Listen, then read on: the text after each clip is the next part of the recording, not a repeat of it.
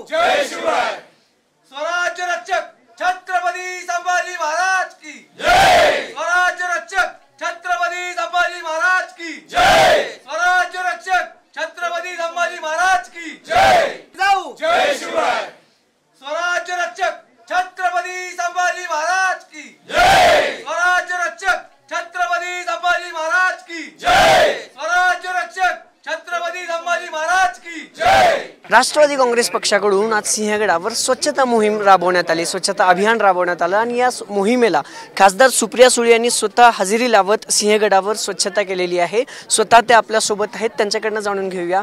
ते स्वागत आहे TV9 मराठीमध्ये। रोज राजकारणात रमणाऱ्या, रोज समाजकारणात रमणाऱ्या आणि रोज लोकात रमणाऱ्या ताई आज आम्हाला सिंहगडावर स्वच्छता करताना दिसल्या।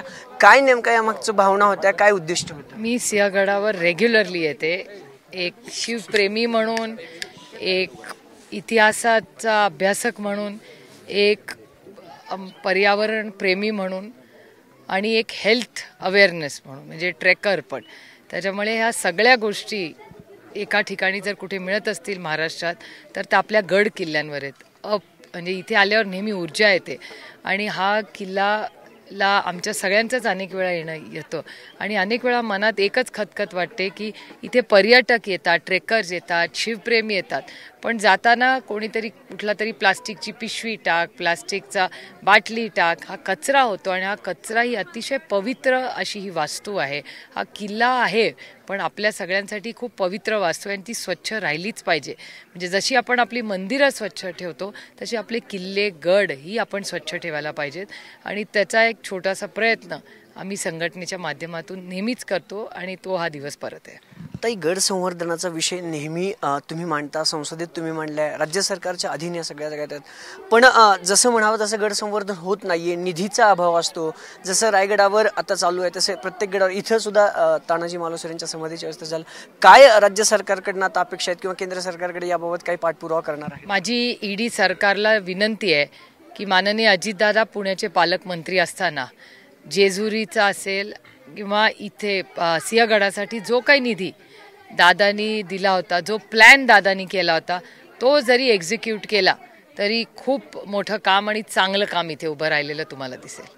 ताई, अनेक लोकांना भेटतायत तुम्ही, सकाळी खूप 7च्या आसपास तुम्ही गडावर आल, तर कशा लोकांच्या भावना, त्या लोकांसोबत काय काय संवाद साधण्यात आला?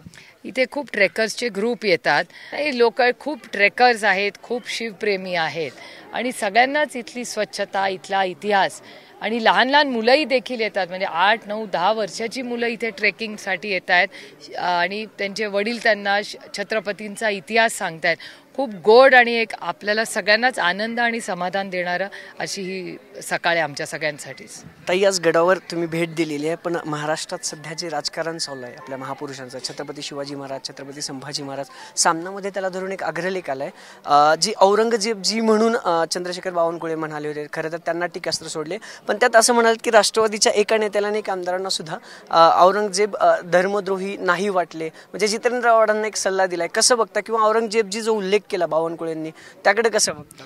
मला असं वाटतं सगळ्याच समाजकारण आणि राजकारणातल्या नेत्यांनी हे संवेदनशील आम्ही सगळ्यांनीच असलं पाहिजे। आता कालचीच गोष्ट बघा, दादाचा संवेदनशीलपणा तुम्हाला कसा दिसला? दादाकडून फक्त एक नाव घेण्यात चूक झाली तर दादानी लगेच दिलगिरी व्यक्त केली। त्याच्यामुळे मला असं वाटतं शेवटी आपण माणसं आहेत, आपल्या सगळ्यांकडून एखादी चूक होऊ शकते, पण पटकन दिलगिरी मागली म्हणजे आमची अपेक्षा होती की गव्हर्नर साहेबांनी ज्या पद्धतीने छत्रपतींचा अवमान केला त्यानंतर ना दिलगिरी आली ना त्यांची बदली झाली। त्यामुळे दुर्दैव आहे की सिलेक्टिव्हली जे सत्तेमध्ये आज आहेत आणि सत्तेमधला म्हणजे सरकार असतं तर सरकारने नेहमी नियम कायद्यातच वागायचं असतं आणि एक आदर्श व्हायचं असतं, पण ज्या बेफानपणे आणि तुमच्याच सगळ्या चॅनलवर मी शब्द शिकले खरं तर एक की वाचाळवीर, हे वाचाळवीर जे आहेत हे वाचाळवीर सत्तेमधल्याच पक्षामधले सगळे आमदार आणि नेते आणि त्यांचे वरिष्ठ नेते बोलतात। त्याच्यामुळे दुर्दैव आहे की महाराष्ट्राच्या राजकारणात आज जो गढूळपणा आला आहे हा खूप, आणि काही काही गोष्टी तर गलिच्छ झालेले आहेत, ते कुठेतरी थांबल्या पाहिजेत आणि सर्वसामान्य मायबाप जनतेची सेवा करण्यासाठी आम्ही निवडून येतो, आम्ही या गलिच्छ राजकारणासाठी नाही निवडून येत। ताई, रुपाली चाकणकरांना आता कुठेतरी टार्गेट केलं जाते। चित्र वाघ काल पुण्यात पत्रकार परिषद घेतली. त्या म्हणाले की राज्य महिला आयोग म्हणजे तुम्ही नाही आहेत, तुम्हाला अधिकार नाही आहे नोटीस पाठवायचा. उर्फी जावेदच्या प्रकरणावरून हे सगळं वाद सुरू आहे. खरं तर राज्य महिला आयोगांना असं टार्गेट केलं जाते आणि रुपाली चाकणकरांना पुन्हा कुठेतरी कोंडीत पकडणं पडते. काय कसं बघताय या सगळ्या गोष्टींकडे? ह्याबद्दल मी फार काही वाचलेलंही नाही किंवा चॅनलवर पाहिलेलं नाही, त्याच्यामुळे ह्या विषयाचा अभ्यास मला खूप कमी आहे. पण आज राज्यामध्ये बेरोजगारी आणि महागाई ह्याची खूप मोठी आव्हानं आपल्यासमोर आहेत.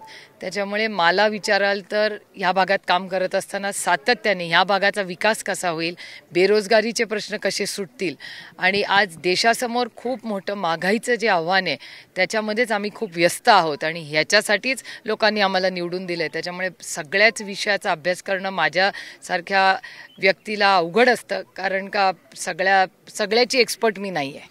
एक शेवटचा प्रश्न, नागरिकांना काय आवाहन कराल? आता गड संवर्धनासाठी तुम्ही स्वतः पुढाकार घेतलाय, राष्ट्रवादीने पुढाकार घेतलाय, नागरिकांना काय आवाहन कराल आमच्या माध्यमातून? हा मी एक लोकप्रतिनिधी किंवा राष्ट्रवादी काँग्रेसचा विषयच नाही आहे, हा महाराष्ट्राच्या अस्मितेचा विषय आहे. आणि माझी सगळ्या शिवप्रेमींना एवढीच विनंती राहील की सिंहगडावर सगळे प्लीज या. खूप सुंदर इथे वातावरण आहे, चांगल्या सोयी झालेल्या आहेत आणि इथे येत असताना सुरक्षितते पद्धतीनेच या आणि आपण सगळ्यांनी हे गड किल्ले कसे स्वच्छ राहतील ह्याच्यासाठी आपण सगळे पर्यटक आणि शिवप्रेमी आणि महाराष्ट्राचे आणि देशाचे नागरिक म्हणून एकत्र मिळून आपण सगळे प्रयत्न करूया. इथे खूप चांगले गाईड्स आम्ही सगळ्यांनी मिळून ट्रेन केलेले आहेत, तर तेही तुम्हाला या भागातला सविस्तर आणि व्यवस्थित इतिहासही सांगतील.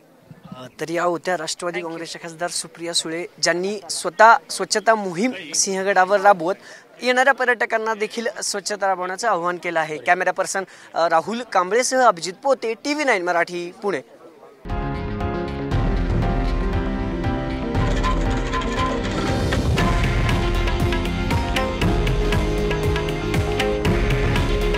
हे आहे देशातील नंबर 1 न्यूज नेटवर्क आणि आपण पाहत आहात TV9 मराठी. काळजी तुमची, हित महाराष्ट्राचं.